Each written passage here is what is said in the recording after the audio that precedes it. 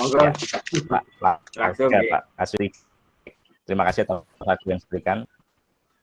Ya, kan Anda baru saja jika mendapat kepala sekolah yang menerima laporan dari pengawas sekolah yang melakukan supervisi saat mengajar. Pengawas sekolah yang melakukan supervisi tampak keberatan ketika rekan Anda mengajar tanpa buku teks. Rekan Anda mengajar dengan memanfaatkan sumber-sumber belajar lainnya. Ketika diingatkan pengawas tersebut, rekan Anda menyampaikan jika ia tetap mengacu pada kurikulum walaupun tidak menggunakan buku teks. Pengawas tersebut tampaknya tersinggung dan memberikan laporan tentang hal itu kepada kepala sekolah. Bagaimana Anda menyikapinya? Silahkan bisa disimak untuk coachingnya. Selamat siang Pak Indra. Oh ya, selamat siang Bu Anis.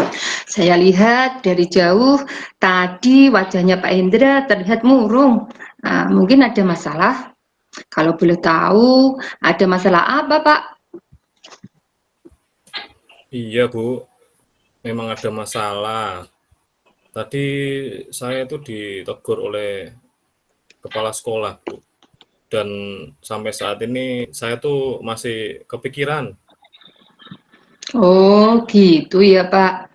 Permasalahan ini baiknya segera diselesaikan Pak. Karena ada hubungan antara atasan dan bawahan. Jika Bapak berkenan, bisa diceritakan permasalahan apa Pak? Barangkali saya bisa membantu menyelesaikannya.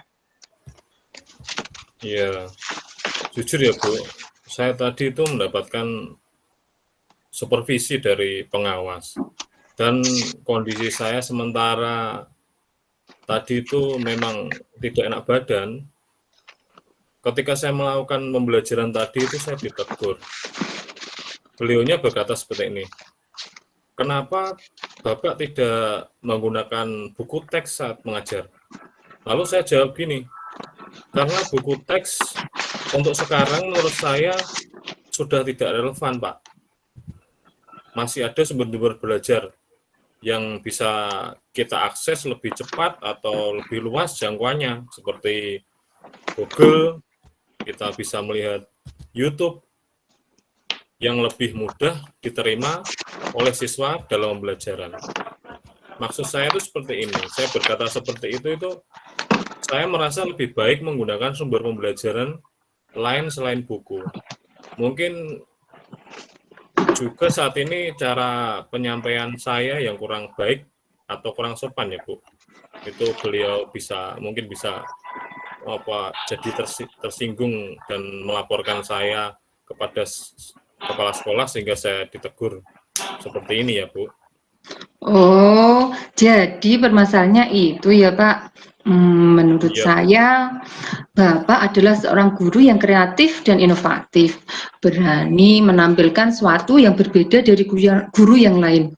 Jika Bapak berani menampilkan sesuatu yang berbeda dari guru yang lain, nanti di situ tuh emang banyak saran dan kritiknya, Pak.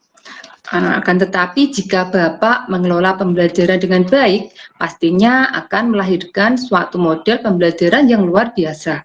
Selanjutnya, saya ingin bertanya, Pak, apakah Bapak akan mempertahankan pola mengajar yang menurut Bapak baik, tapi tadi mendapatkan kritikan dari pengawas? Iya Bu, begini, saya mempunyai prinsip selalu memberikan yang terbaik bagi siswa yang saya ajar atau siswa saya. Menurut saya merasa buku teks itu kurang relevan dan biasanya sering membebani siswa karena harus membeli.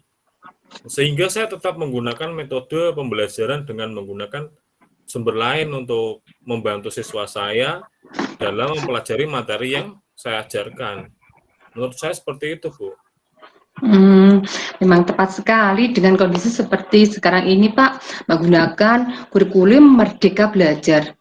Guru bebas melakukan pembelajaran, akan tetapi menurut panduan yang pernah saya baca, di mana panduan tersebut itu berisi tentang pendidikan tinggi, memang standarnya wajib menggunakan modul atau buku teks dalam pembelajaran tersebut. Ini boleh Pak misalkan saya menjelaskan sedikit. Ya, boleh, Bu. Nah, Kira-kira ini seperti apa? iya, gini Pak, di situ di dalam modul itu salah satunya yang pertama siswa dapat panduan dalam pembelajaran. Yang kedua, menghubungkan antara guru dan orang tua. Nah, di situ juga yang ketiga, di dalamnya ada lembar kerja siswa. Yang keempat, menjadi media komunikasi antara guru dan siswa. Mungkin itu yang menjadi dasar mengapa Pak Indra mendapatkan kritikan tadi dari pengawas. Oh, iya ya, Bu. Mungkin itu menjadi dasar kekeliruan yang saya buat. Saya tidak tahu jika menggunakan modul atau buku teks ini menjadi suatu yang wajib. Saya kira modul atau buku teks ini sebagai pendukung saja. Jadi saya bisa bebas menggunakan sumber yang lain, tidak mulu-mulu atau terus menggunakan buku teks. Kira-kira dengan pemahaman ini, apakah Bapak punya bayangan tentang bagaimana desain pembelajaran Bapak berikutnya? Setelah ini saya kedepannya akan menggunakan modul dan buku teks karena ini suatu yang diwajibkan. Mungkin saya akan memadukan antara buku teks tersebut dengan sumber belajar yang lain, Bu, agar sesuai aturan dan harapannya pembelajaran bisa dilakukan dengan baik. Gitu. Menurut saya Bapak sangat bijak sekali karena Bapak bisa menerima kritik dan saran, kemudian Bapak bisa memperbaiki apa yang harus diterapkan di kemudian hari. Segera nanti diperbaiki ya Pak strateginya.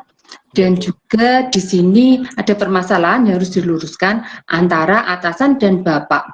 Kira-kira langkah selanjutnya seperti apa Pak? Ya, ini yang menjadi kekhawatiran pada saya, Bu. Yang nanti yang pertama akan saya lakukan yaitu saya akan menghadap ke kepala sekolah terlebih dahulu dan menjelaskan latar belakang kekeliruan dengan pengawas tadi. Kemudian saya akan menyampaikan tentang pembelajaran ke depan yang sesuai dengan aturan yang sudah Ibu Anis tadi jelaskan. Saya juga akan menemui pengawas tersebut dan meminta maaf atas kekeliruan dan mengkolaborasikan gagasan awal pembelajaran dengan memadukan modul dan sumber pembelajaran lain, Bu. Wah, luar biasa Pak Indra. Nah, ini harapan kita semua antara atasan, bawahan, dan pengawas juga tidak ada permasalahan. Sehingga seperti situasi awal, baik-baik saja Pak. Iya Bu, harapannya seperti itu. Iya Bu Anis, terima kasih ya sudah membantu saya menyelesaikan permasalahan saya, juga memberikan wawasan yang baru pada saya. Sekali lagi saya ucapkan terima kasih banyak. Sama-sama Bapak, sudah sewajarnya kita saling membantu. Kalau gitu saya akan menghadap ke kepala sekolah dulu ya Bu. Kita ketemu nanti. Ya Oke, Pak. Bu. Selamat siang. Selamat siang Pak, semangat ya Pak. Oke.